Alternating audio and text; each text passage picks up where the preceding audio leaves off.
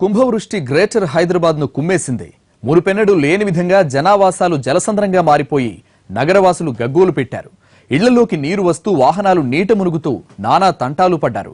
స్వచ్ఛంద సంస్థలు, వివిధ శాఖల అధికారులు నష్ట నివారణ చర్యలకు రోడ్డెక్కారు.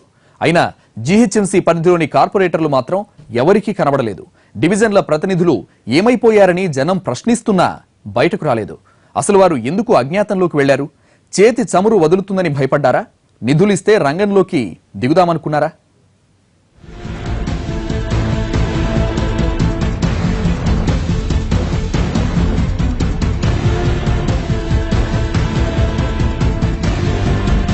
కుండపోత వర్షంతో తడిసి ముద్దయింది హైదరాబాద్ నగరం. కొన్ని కాలనీలైతే చెరువుల్లాగా మారిపోయాయి. కొన్ని బస్తీలు, కాలనీలు జలదిగ్బంధంలో చిక్కుకొని జనం 4-5 రోజులు అడుగు బయట పెట్టలేని పరిస్థితి.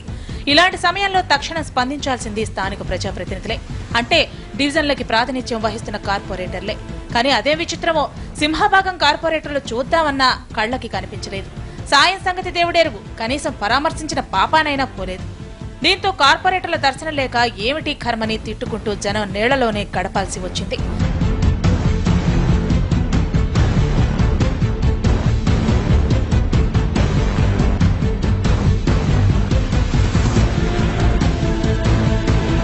తాము ప్రాతినిధ్యం వహించే డివిజన్లో తమకు తెలియకుండా, తమ అనుమతి లేకుండా చిన్న పని జరిగినా ఒప్పుకోరు చాలా మంది కార్పొరేటర్లు.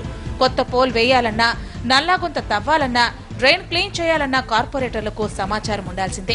ఇక ఏవైనా అభివృద్ధి పనులు జరిగితే కొబ్బరికాయ కొట్టినప్పటి నుంచి రిబ్బన్ కటింగ్ దాకా అంతా కార్పొరేటర్ల కనుసన్నల్లో జరగాల్సిందే. ఏ అవసరం వచ్చినా, ఏ కష్టం వచ్చినా నగర ప్రజలు ముందుగా చెప్పుకునేది కార్పొరేటర్లకే. అలాంటిది ఇంత తీవ్రస్థాయిలో వరదొస్తే, తమ ప్రాంతాలు నీట మునిగితే కార్పొరేటర్లు ఎంత హడావిడి చేయాలి? సాయం ఎవరు చేసినా సీన్లో వారే కనిపించాలి. కానీ ఎవరో కొందరు తప్పించి మిగిలిన కార్పొరేటర్లు ఆపత్కాలంలో అడ్రస్సే లేరు. కూడబలుక్కున్నట్లు అలిగారేమోనన్న అనుమానం కూడా వచ్చేలా కాళ్ల కిందికి నీళ్లొచ్చిన విషయమే తెలియనట్లు ఉండిపోయారు కొందరు.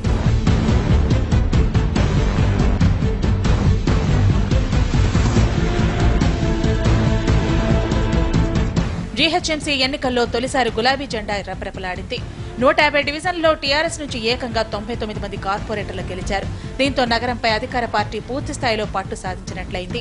ఎన్నికై సంవత్సరం కూడా కాకపోవడంతో ఏదన్నా ఉపద్రవం వస్తే కొత్త కార్పొరేటర్లు ఉత్సాహంగా జనంలోకి రావాలి. కానీ వరద ప్రవాహంలో చిక్కుకున్న ప్రాంతాల వైపు కొందరు కార్పొరేటర్లు కన్నెత్తి చూడనేలేదు.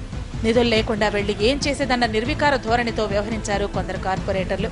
వరద బాధితుల దగ్గరికి వెళితే కొన్ని బాధ్యతలైనా నెత్తినేసుకోవాలి. పైనుంచి సాయమో నిధులు అందేలోపు ఆ ప్రాంతాల్లో ప్రాతినిధ్యం వహిస్తున్నందుకు జేబులోవి ఖర్చు పెట్టైనా ముందు కొన్ని పనులు చేయాల్సి ఉంటుంది. ఎన్నికల్లో వదిలిన చేతి చమురుతోనే జేబులు ఖాళీ అయ్యాయని, ఇప్పుడు కొత్త ఖర్చులు ఎక్కడ భరించేదన్న ఆలోచనతోనే కొందరు కార్పొరేటర్లు ముందుకు రాలేదన్న ప్రచారం జరుగుతోంది. ఎన్నికల్లో కొందరు కార్పొరేటర్లు తమ డివిజన్లో అవసరాల్ని బట్టి 40 నుంచి 60-70 లక్షల దాకా ఖర్చు పెట్టారు. ఏమన్నా పనులు మంజూరైతే కాస్త కోలుకుంటామనుకుంటూ అవకాశం కోసం ఎదురు చూస్తున్నారు. ఇలాంటి సమయంలో వరద దాగడి ప్రాంతాలకు వెంటనే వెళితే అన్ని నెత్తిన పడతాయనే భయంతోనే కొందరు కార్పొరేటర్లు సహాయక చర్యలకు దూరంగా ఉన్నారన్న వాదన వినిపిస్తోంది.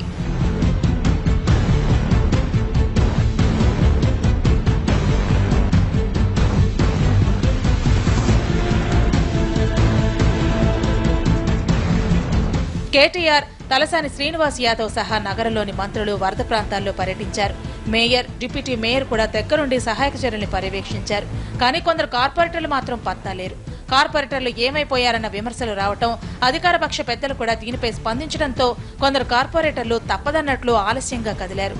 ఇదే ఎన్నికల ముందైతే ఇలానే పట్టి పట్టినట్లు ఉండేవారా అని కొందరు చర్చించుకుంటున్నా కార్పొరేటర్లు తమ కారణాలు తాము వెతుకుంటున్నారట.